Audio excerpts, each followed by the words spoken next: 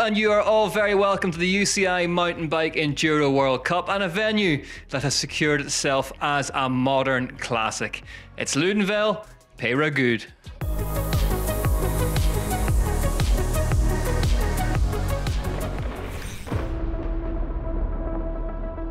The opening stage was Courtelay, 2.87 kilometres in length and southwest of the town of Loudenvielle itself. It promised a concentrated blast of Pyrenean adrenaline early doors. It was time to go racing.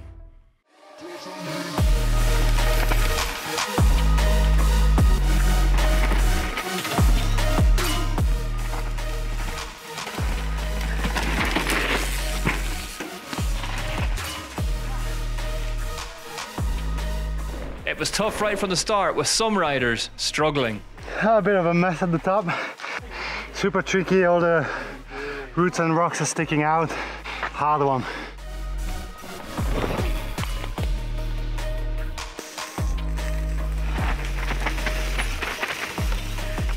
Awful. I think I crashed 3 times. Not great. Just like stopped in like half the corner.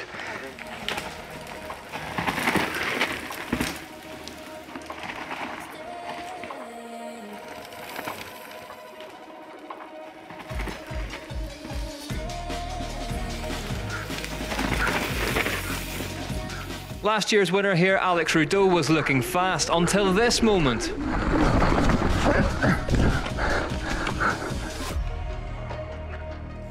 Also suffering a crash on his return to enduro action was Eddie Masters.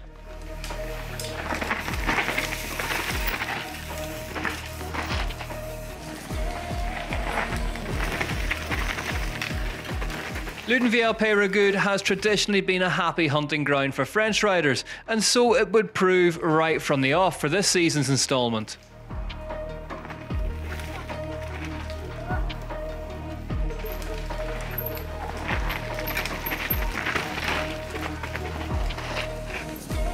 Ella Connolly was second on the stage. It was a strong start for the Scottish rider. It was dry, and it was like so different from practice. I wasn't expecting that, so I was definitely riding a bit too cautiously in places. Isabelle Courdurier was looking ominously fast at the front, however.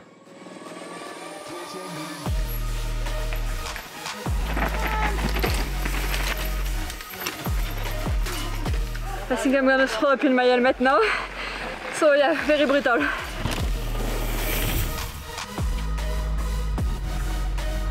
Feel way more physical than I thought. A couple little pedals, a lot of slippery corners. But I mean, the dirt's holding out way better than I thought.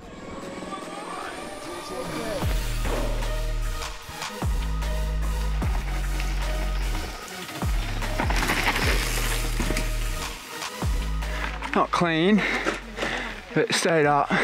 Third fastest amongst the elite men was a Frenchman having a good season so far, Giant's E-enduro. Not too bad, it was quite dry, so maybe a little bit too clean.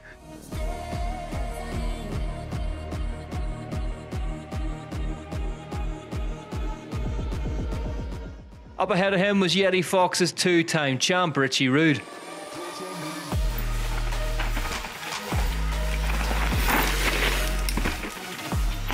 Rode it alright, I was dabbing feet, but I think I like it. No real issues, so yeah, happy.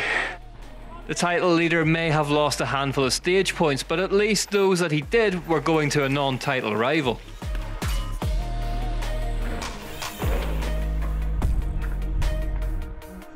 Louis Jondal won his first stage of the season by 4.5 seconds for Commencal Enduro project. It was Courdurier leading the way then in the elite women's race ahead of Connolly, with the places even tighter behind them. Jondal, Rude and Deneau led the way after the first stage in the men's race. The Enduro World Cup riders would face a chunky challenge in the shape of 37.45 kilometres of racing, heavily weighted towards descending. 1,170 vertical metres of up played 3,170 vertical metres of down. For the riders of the UCI Enduro World Cup, the course was extended to a monstrous 59.95 kilometres in length. with 2,780 vertical metres of climbing and 3,830 vertical metres of descending. To catch up on the E-enduro, stay tuned at the end of this highlights package for our coverage of all things electric. This is it, the sharp end of this season. If you're just tuning in, then A, where have you been? And B, it's extremely tight at the top. In the elite women's race, Lapierre Zip Collective's Isabelle Courdurier has a slender 144-point lead, ahead of Pivot's Morgan Schar. Bex Barona is third. The elite men's race has been back and forth all season, with two-time champ Yeti Fox's Richie Rude leading things by 173 points ahead of Forbidden's Reese Werner, with Canyon Collective's Jesse Melamed in close contention in third. Nabias was stage 2, a local classic. It was the second longest of the race at 3.7 kilometres in length, with a drop of 770 vertical metres.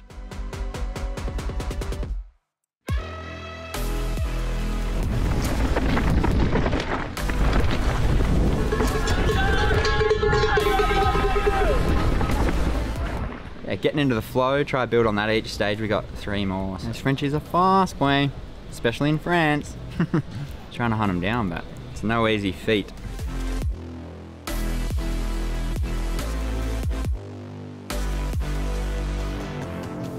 Morgan Schar, the winner earlier in the season in Finale Ligure, was third on the second stage. Wow. Nabias saw Ella Connolly again take second. Isabelle Courdurier won again on the second stage of the day by a massive 8 seconds. Isa was in control. It's definitely a bit drier today, but still slippery on some parts, so it's difficult to read. You never know if you can push really hard or not, so I just try to find a good flow and stay focused.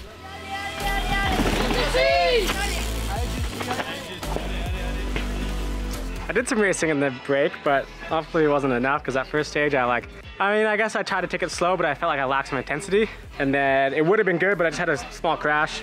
So other than that, I would have been on pace, so it was good. And then that second one, I thought it was good, but those Frenchies are insane. Like, they obviously know the tracks, because 6 seconds on a track that I feel like I nailed is a lot. So keep pushing on, and yeah, should be good.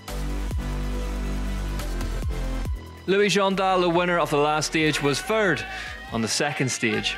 Like French trail, very close, very not too fast, but yeah, we love that and just try to push on it. It's perfect. E-enduro went one better on 2. He was second on Nabias. That was good. Track is just unreal, perfect grip. We're so lucky to race today. You can easily do mistakes, so that's the goal today. Stay on your bike and still push a bit. Alex Rideau, the master of French tech, had won there last season and decided that he might well fancy doing it again. He won the second stage.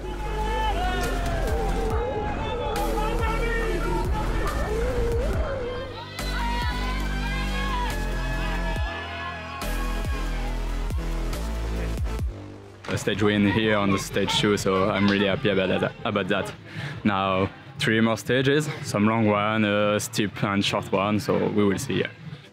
Courdurier, Connolly and Schar led the way after the second stage, whilst there was Denio, Rideau and Jondal in the men's. The third test was the biggest of the day. Val d'Aube had been a race decider in the past. 5.72 kilometres and 820 vertical metres in height. It was to be one of, if not the toughest tests of the day.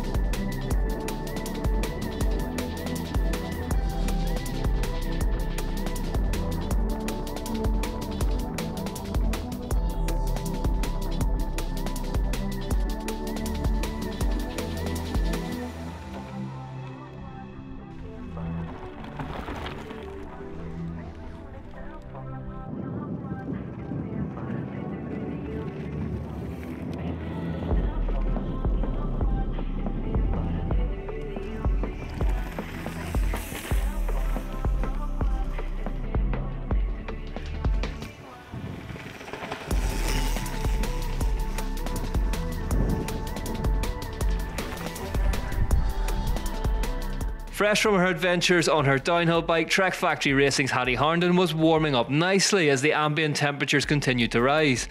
She was third fastest on the toughest stage of the day. 4 seconds up the road was Morgan Schär in second.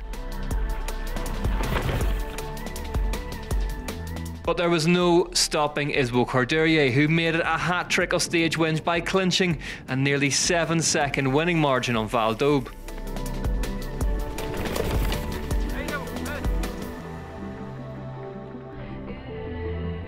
Best bit of racing. Val d'Aube was a brutally tough affair, but Deneau was holding strong and came in third.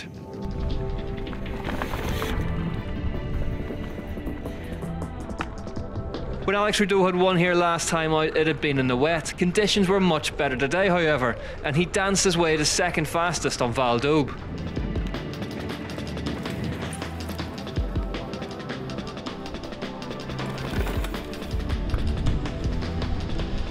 The rider out front, however, was the hard-charging Jack Moyer. The YT Mob's resident former champ has had a torrid time of injury of late, but was finally back on full send form.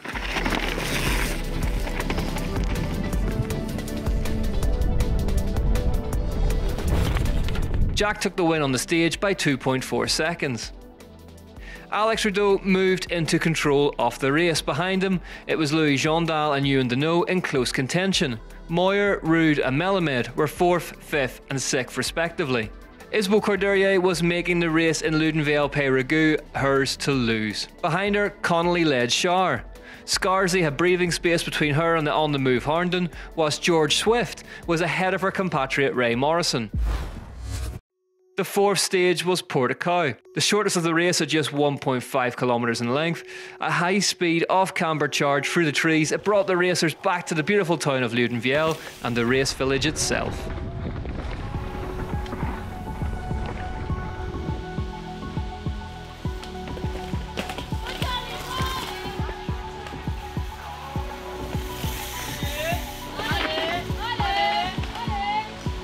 The Canyon Collective Pirelli squad have a star on their hands in Gloria Scarzy. The Italian is getting better and better every time we see her in 2023, and she was 4th on stage 4 behind Ella Connolly.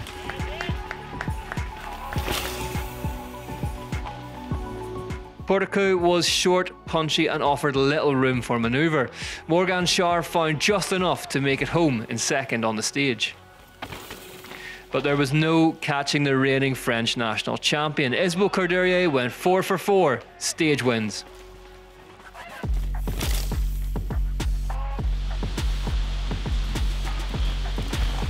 I didn't know, I ran wide on a rut and then I was just going straight and couldn't stop. I had to park it into a tree so I didn't go down the bank.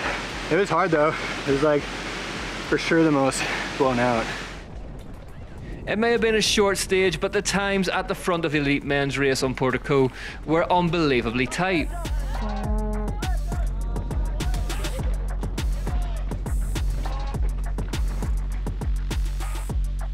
Moyer was now firmly up and running in third, 0.52 seconds off the stage win. Finally starting to find my flow, bro. Martin Mays, another resurgent big name, was just 1/100th of a second faster in second. I feel like I can finally attack again on the bike, so it's very positive compared to the first part of the season. Jesse Melamed hadn't given up. The Canadian dug deep and took his opening stage victory of the race by a fraction over half of a second. All that meant that Cordelier's lead was now over 20 seconds.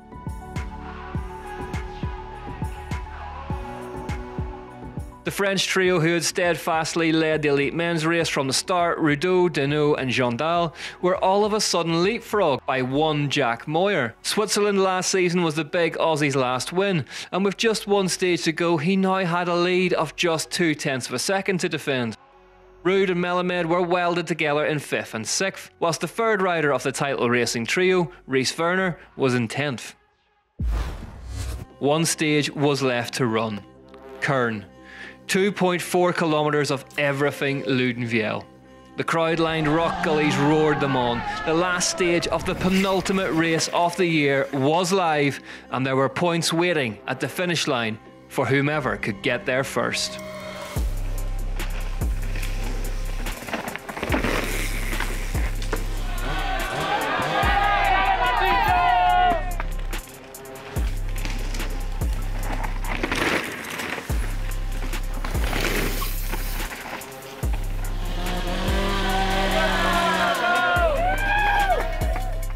Noga Karem was resurgent and steamrollered her way to 5th on the stage and 5th in the overall in the process.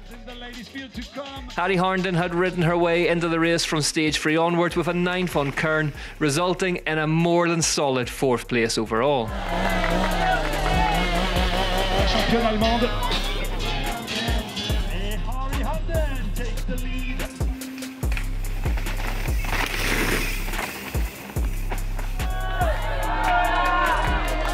Ella Connolly had had one of her best days of the season, but it wasn't enough to best the French duo in front of her.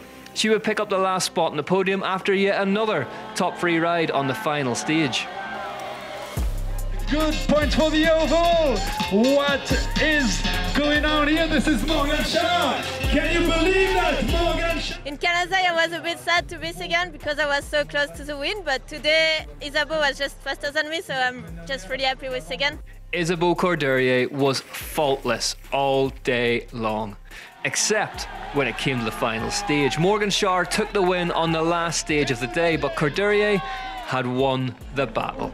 Her 5th win of the season was secured in the first of 2 back-to-back home rounds.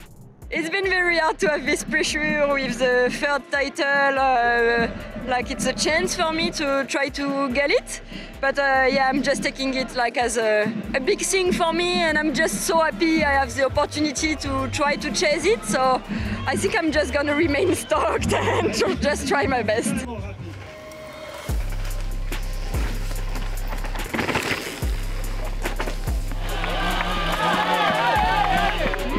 Take the win, but it's not done yet. Listen to the result. Jesse Melamed was 2nd on the final stage. Dogged as ever, he had set his sights on winning as many points as possible. He'd grabbed 5th in the overall in the process. Richie Rude was 5th on the final stage. The juggernaut hadn't got fully into gear in Loudenvielle Peyragudes, but the American was rewarded with a useful dollop of points for finishing 4th, crucially just ahead of Melamed.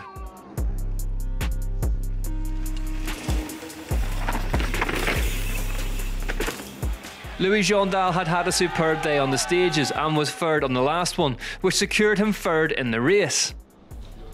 Less than a quarter of a second separated Moyer and Rudeau, literally the time it takes to blink an eye. But who would blink first?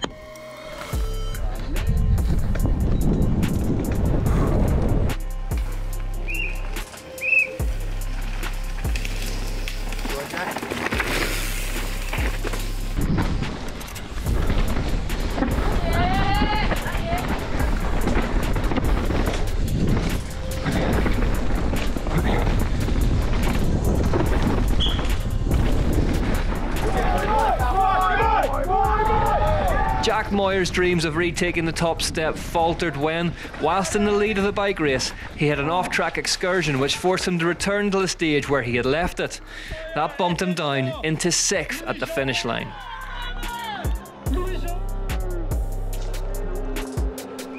Which in turn meant that it was all about Rudeau versus Deneau for the win.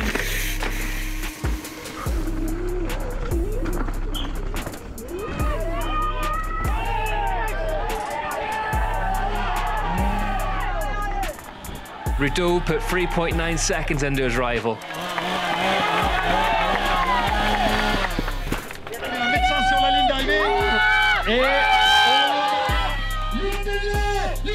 But it wasn't enough. After over 5 years of trying, Deneau took a UCI Enduro World Cup victory. At the line, his winning margin was just 0.74 seconds, one of the closest in the sport's history. Honestly, I can't believe yet. It's my first podium ever and also my first victory. So here in France with 2 French on the podium too. My parents just get to the finish line like just when I cross the finish line, which was amazing.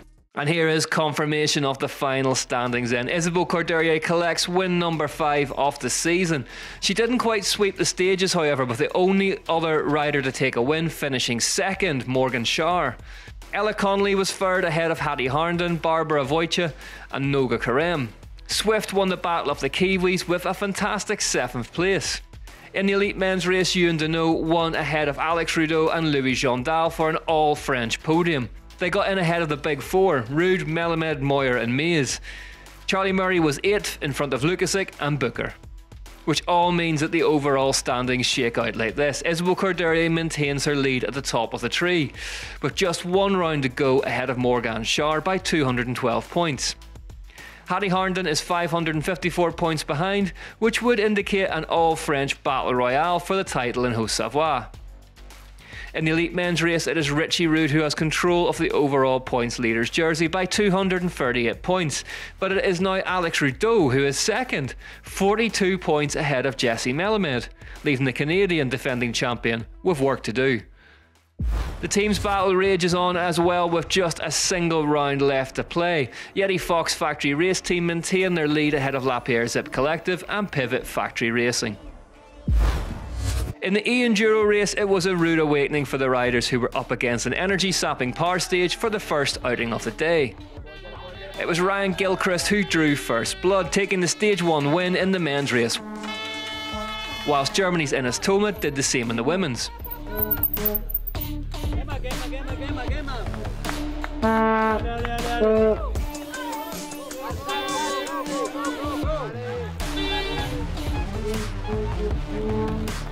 But it was all change after Stage 2. A resurgent Fabien Barel would go on to win Stages 2 and 3, leaving him a commanding 18-second lead approaching the halfway point. And it was a similar story in the women's race, with Flo Espinera also winning the next 2 stages to be sitting nearly 13 seconds ahead of Tracy Mosley in the overall, with 4 stages left to play for.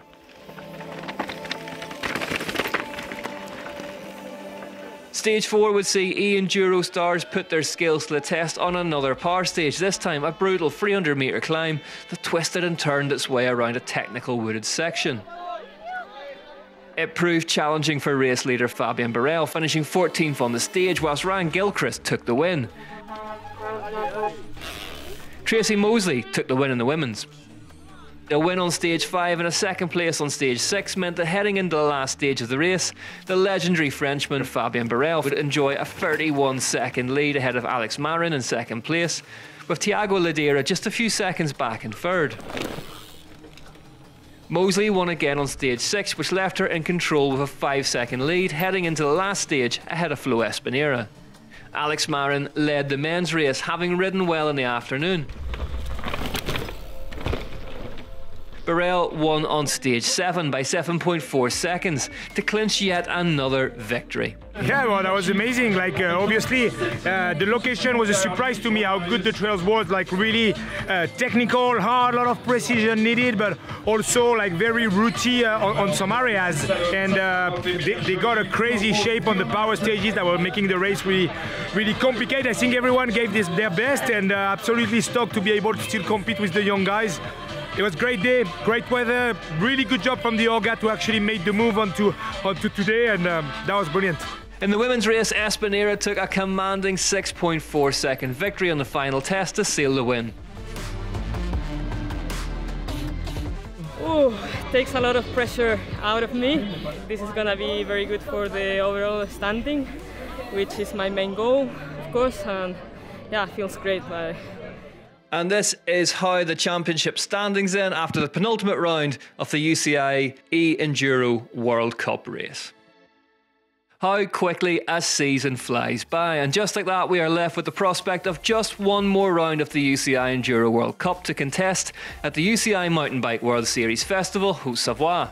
Titles will be decided, hardware handed out and champions crowned after we do battle for one final time this season. We'll see you next week for the final of the 2023 UCI Enduro World Cup.